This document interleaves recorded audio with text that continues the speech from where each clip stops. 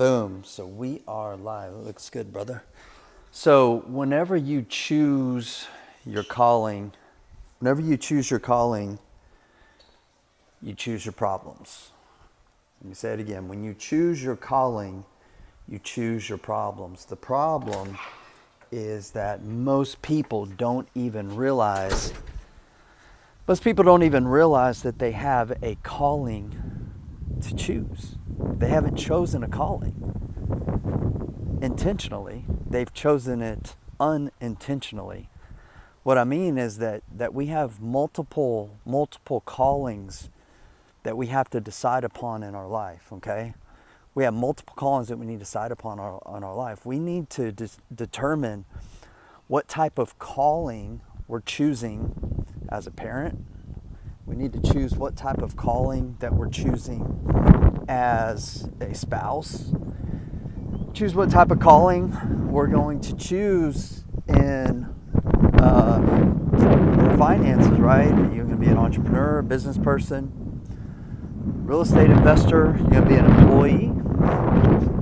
There may be some others watching as a stay-at-home mom. You still choose your calling in the marketplace, okay?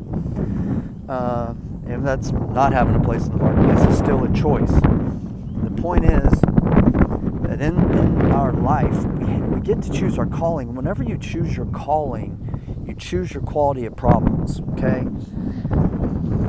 As a parent, you can be a shitty dad. You can be a shitty dad, you can be a shitty husband, okay? Whenever you operate in that way, that's the calling you choose, and you choose it by the actions that you take. The problems you get to solve or deal with and not solve, they're shitty problems. And I've been there, and it's not fun.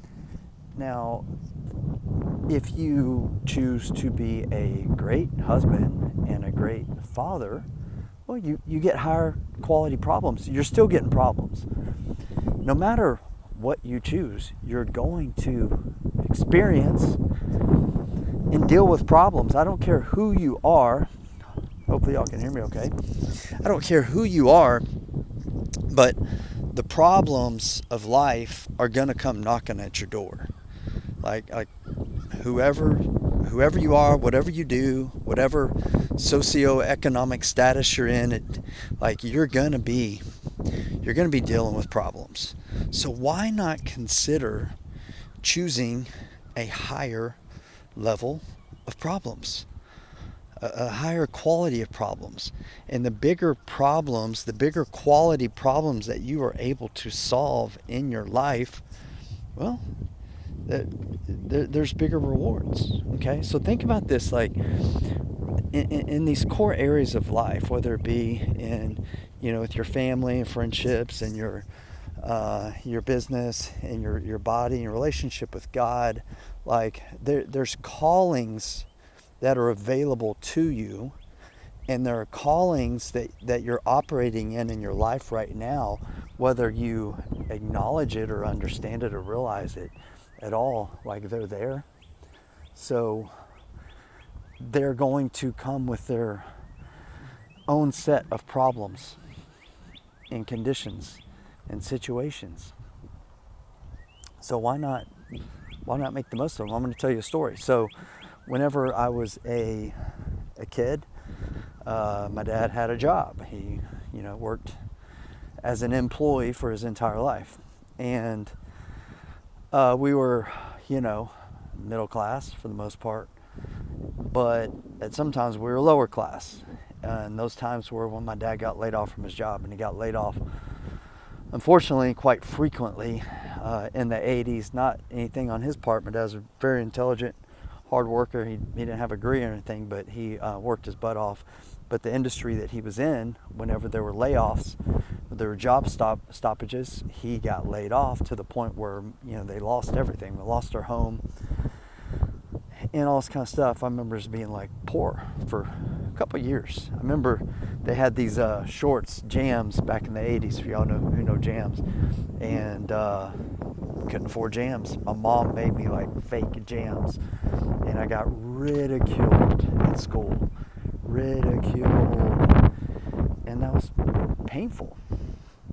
And I remember, as a kid, seeing the stress that my parents were on or going through during those times, and I didn't like it. So when I got older, and when I went, basically full-time into real estate, because I pursued the path that my dad went on, and I got a couple of jobs, career, so to speak, for a little bit, and absolutely hated it, and I knew it wasn't for me.